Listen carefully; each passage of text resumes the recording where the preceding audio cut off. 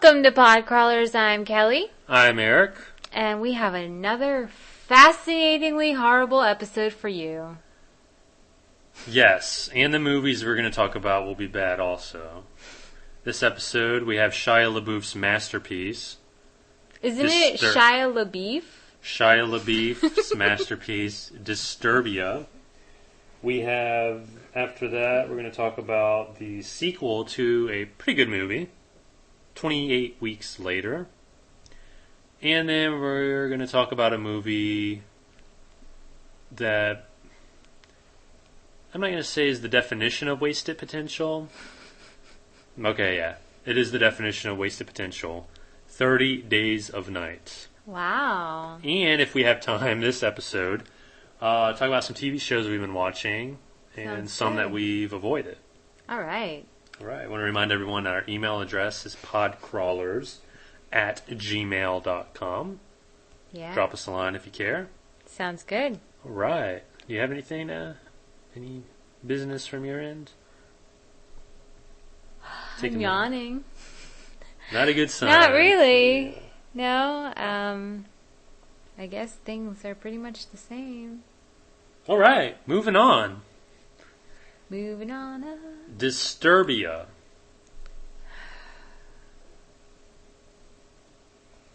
Doom, doom, doom. First off, what the fuck is a Disturbia? I know it's a play on words, but really? That is one of the most retarded titles ever. To go along with a retarded movie. Yay! The movie is basically Rear Window. Basically, the idea is there, but it totally sucks. If you want a movie that is completely illogical, this is the movie for you. For instance, and this is what killed it for me, and this was like the first 10 minutes. Shia LaBeouf's character gets into a fight with his teacher because the teacher... I don't even want to get into it. I mean, he gets in a fight with the teacher, so he's suspended or expelled or something, right? Yeah. He's placed on house arrest. And so he has the braid or the anklet, thingy. The cop in charge of the case, or the cop who patrols the area, happens to be the teacher's brother. Can we say conflict of interest? Because the cop is called out several times because Shia's character goes outside the boundaries of his yard. So the thing beeps and the cops come. And it's that cop who's the teacher's brother. In reality, that would totally not happen because conflict Shia of interest. LaBeouf... Yeah, they would sue. So if you can get past that, which I couldn't, then you probably enjoy this movie because you're a fucking retard.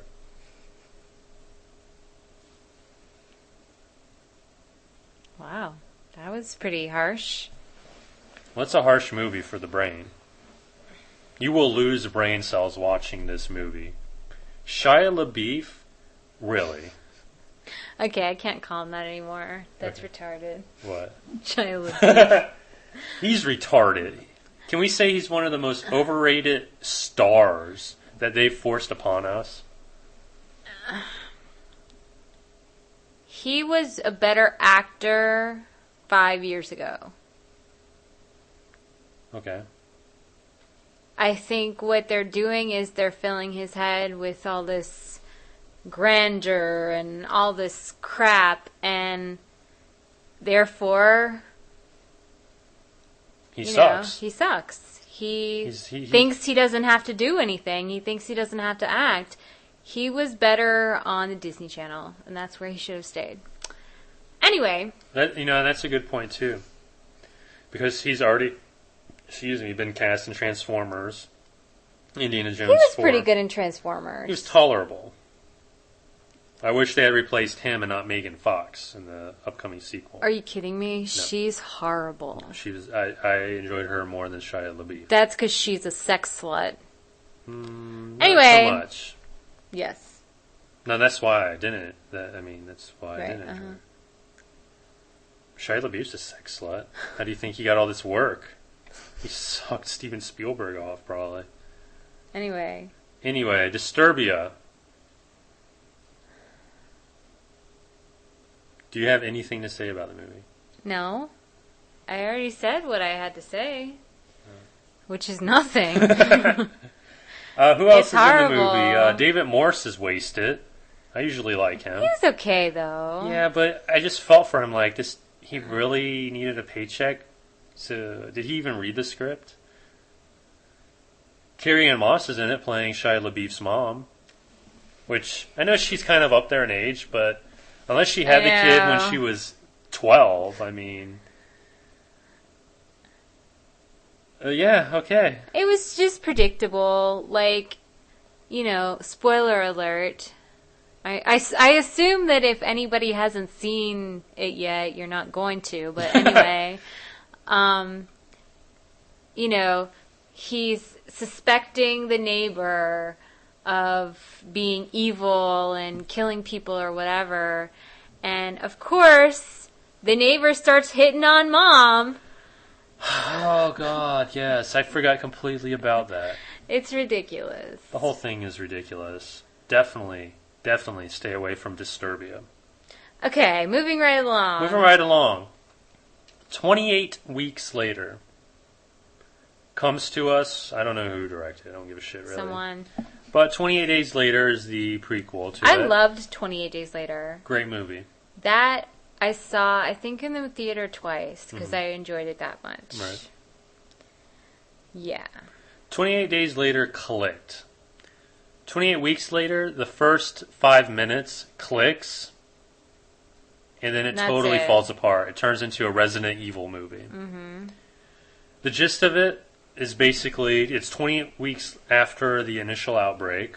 Civilization is trying to get back to normal, although it's really not. I mean, how could things be the same after that? Yeah.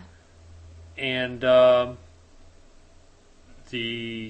don't know what they're you call it. They're experimenting still. Yeah, they're experimenting, and they're trying to, have a containment area or whatever.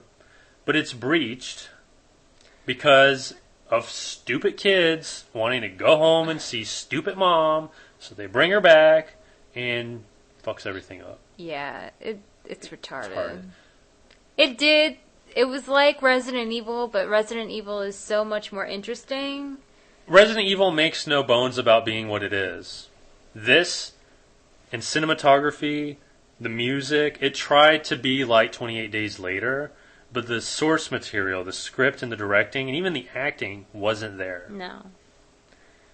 So yeah, I definitely would not recommend. If you want to see 28 Weeks Later, I would just re-rent 28 Days Later. Or you know what? Watch 28 Days Later and then watch the real sequel to it, the Dawn of the Dead remake. Basically the same thing. Yeah. Speaking of actors who are wasted in this, Robert Carlyle. I love Robert Carlyle. I wish he would work. I wish he was like Terrence Howard and would be in every friggin' movie. You would probably get tired of That's true. Robert Carlyle. Probably. But I do enjoy him because he's different. He's not like, hi, I'm a stud. He's like a serious actor. He's a normal guy. And he seems like he's pretty cool. Whatever. And there are some dumb things in the movie, obviously, since it's horrible and we're trashing it. And one of them, spoiler alert, Robert Carlyle's character becomes infected. Now, in the first movie, and even in this movie, I have to burp again, so pardon me. The infected are just blood hungry and they're just homicidal. Yeah. They show no signs of intelligence other than, hey, living meat, kill. This Robert Carlyle's character, once he's infected, he is somehow super intelligent. Somehow, don't know how or why, tracks down his kids throughout the entire movie. And it's not like he's following them because they lose him several times, but it just so happens he's always there. Yeah, it's pretty sad. Pretty weak. Very weak, actually. Not much to say about it. I mean, a letdown completely. But yeah. Watch the Dawn of the Dead remake for a true sequel to 28 Days Later. Moving on to another movie that completely wasted the potential. 30 Days of Night. Starring one Josh Hartnett. Who actually wasn't the worst thing about the movie. He's a good actor. He really is. I mean, with all of his, past of being a teen heartthrob and all that crap, he's a good actor. Just not a good movie. The idea is there where this town in Alaska, it's like the northernmost city in the U.S., whatever. It's about to experience 30 days a night. Very small town, supposedly. Well, yeah, we'll get to that if time permits. Anyway, 30 days a night, vampires are around. And hey, you know what? Vampires like the night. So they feed and terrorize this town for 30 days. Because since it's so far north, there's a month right. that there's no... Right, no sunlight, so they can do whatever the hell they want. Sounds like a great idea. And from the previews, it really looked good. Yeah. But when we actually watched the movie, things fell apart. 30 days. When I shave, 2 days after, I need to shave again. Josh Hartnett's facial hair did not grow once. Oh, come on. I mean, and did they have time running from the vampires to actually be like, hey, I'm going to shave? Of course. Doesn't everybody? And also, the group of vampires was fairly huge. Yeah. And the town, which was supposed to be small, seemed much bigger throughout the movie as the movie went on. Exactly. It was like, so the town grew? Like, at first, it seems like there's maybe, 20, 30 houses tops in the entire place. Mm-hmm. And then they keep finding more people to kill after they have massacred, the whole town. Right. Like, come on. How many millions of people live in 30 houses? Well, that's the other thing, too, is that for the vampires to be that clever and whatever, they do not systematically clean out each house, which I thought was stupid. It would have been more effective for them to be like, hey, we're going to start on this street, and we're going to go house to house and pick it clean, go through every closet and every attic. They never do that. But that's not fun. It's retarded. They like to hunt. No, it was totally stupid. And then at the end, spoiler alert, when Josh Hartnett becomes super vampire. Yes. Well, not just that he becomes super vampire, but he sacrifices himself to save his woman and, one or two other people in the town. Yeah, because everybody else is dead. Total waste of time. I mean, I don't hate the movie as much as I hate Disturbia, but there were things that, I don't know, it could have been and should have been smarter. Definitely. And I was really excited because if you've listened to the show before, you know I'm a big vampire fan. Right. And yeah. Although, I have to admit, I kind of liked what they did with the vampires. Yes. Although it was kind of circa Joss Whedon, yes. Angel. And I kind of agree with you in liking what they did with the vampires, but on the other hand, I wish they had just been left.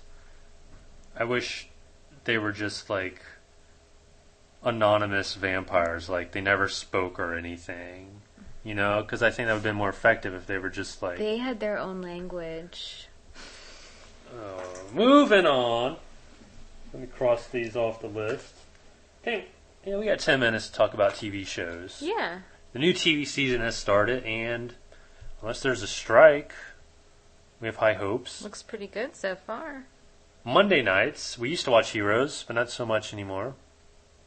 Because we've been burned too many times by that fucking show. Yeah.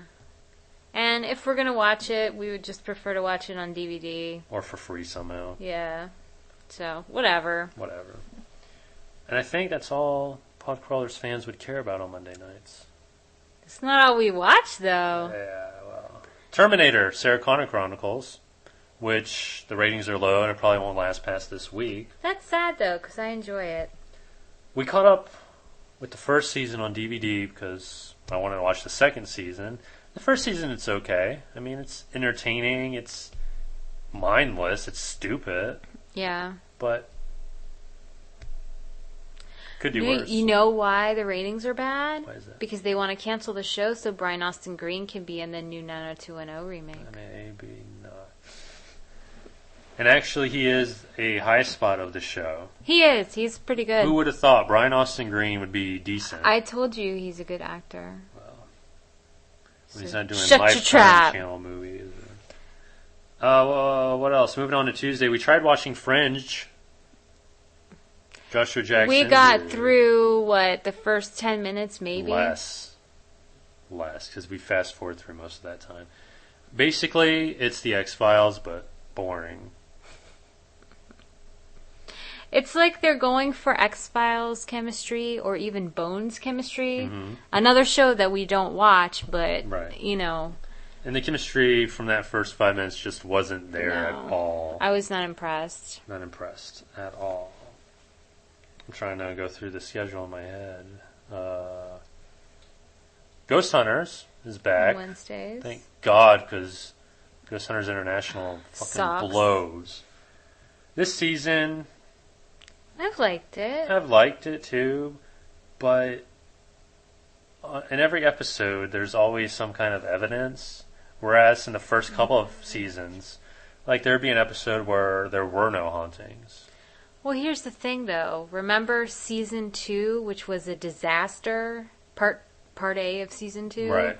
Where almost every episode they didn't find squat. It was just all Brian drama and shit. People didn't want to watch it. And that was obvious because the ratings went down. People on the message boards were really bashing it.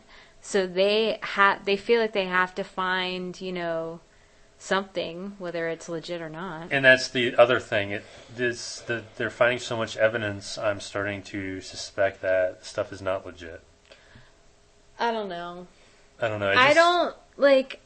I really like the show, and I really like, Jay and Grant and Steve and, pretty much everybody that's on the show right now, I like. So I don't want to feel like they're trying to trick us. Right. That's why Most Haunted is on the airs for people who... I don't know. It's kind of hard. I'm going to be really upset if I find out that they have been doctoring things or whatever. Very upset. Because, they had that episode, what was it, last season when they went to that pub? Yeah. And all this stuff was basically... It was all parlor tricks. And they called the guy out and he's like, yeah, haha, forgot to tell you. It's that just was total horrible. bullshit. But let's hope that Ghost Hunters isn't pulling one over us. Who knows? You can't believe everything you see on TV. Honestly, though, some of the stuff that's going on is really creepy. Yeah, so even if it's not legit, which I hope it is, it's still kind of strange. Mm-hmm. I don't know about that device they use, though. The K2 meter? The K2 meter, because... not that it always works, but it just seems too intelligent. Yeah. I don't know. A little silly. And they've been using it a lot, too. I think that's all for Wednesdays. Thursday nights, The Office is back. Yeah. Yes. Very happy about that. Started off really well. Yes. So let's hope there's no strike to fuck things up. Because I can't go, months without new episodes like the summer. I know. That was terrible. Also, you've been watching Smallville. I have. How was that? It's pretty good. It's getting old. Well, obviously, because it's been on for 5,000 years. Same goddamn thing every episode. But, some interesting developments, like Clark is now a reporter at the Daily Planet. Yeah, I've heard of that. And, Lois has been a reporter there for quite some time. But one thing that we've talked about, you and I, why are they still calling it Smallville? We're in Metropolis now. They're very rarely in Smallville. I have to say, though, that my favorite parts of Smallville are when we are visited by our Green Arrow, Mr. Oliver Queen. Is he now a permanent character in the cast? He seems to be featured. I believe he's in the credits. Okay. Back in the credits now, but I'm not 100% sure. He's off with his Justice League. Right. So I don't know if he's really going to be there all the time. The thing that I don't like is that I am minus my Michael Rosenbaum. Because I really enjoy Michael Rosenbaum. And I know it was getting a little old, him being Mr. Evil and whiny, exactly. But I like him. And I don't know. I'm kind of getting tired of Chloe, too. A character who, to my recollection, was never in the comics, so they should just kill her off and be done with it. But she's Lois's cousin. Okay. And Jimmy Olsen's fiance. Which, as we know from comic books, never comes to anything. Exactly. But she met someone new. I haven't watched this week's episode, but she met someone new, so who knows. Supernatural. Mm-hmm. Kicking ass again. After a lackluster second season. I just am hoping for a Jeffrey Dean Morgan cameo. I don't think we're going to get him. that. I think he's doing Hollywood now. I know. But this is season 4. See, I know. I was kind of confused. Season 3 was good. Although it was short. But very short because of the fucking strike. I hate you people. Yeah, fucking babies. Anyway, this season's kicked off really well. Dean is out of hell. Spoiler alert. But the reasons why are kind of like, oh, really? One thing I don't enjoy is that Ruby is no longer Ruby.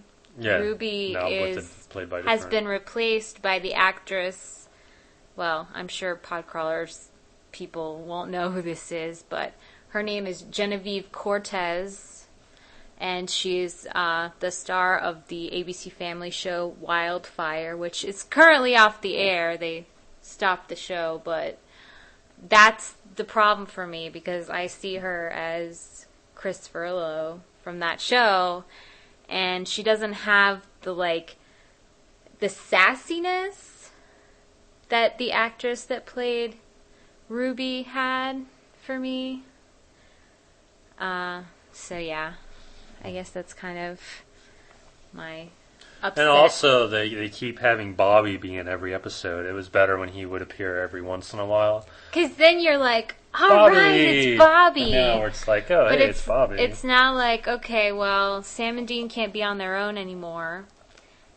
So we have to have a father figure around because theirs is dead or elsewhere. In hell or wherever he's now. And it's kind of, I'm not quite sure if I like where they're going with who pulled Dean out of hell or not. Right. So we'll see. So far, so good. TV season's okay. The shows that we watch, at least. Yeah. Another show that we've really gotten into is Dexter. Right, how can I forget? We only have a minute and a half to talk about Dexter. We need, an episode to talk about Dexter. Unfortunately, we don't have Showtime, so we can't catch the current season. But that's okay. We'll find ways. YouTube, yeah. I'm sure. But we are really into Dexter, I would say. Good show. Great show. Great show.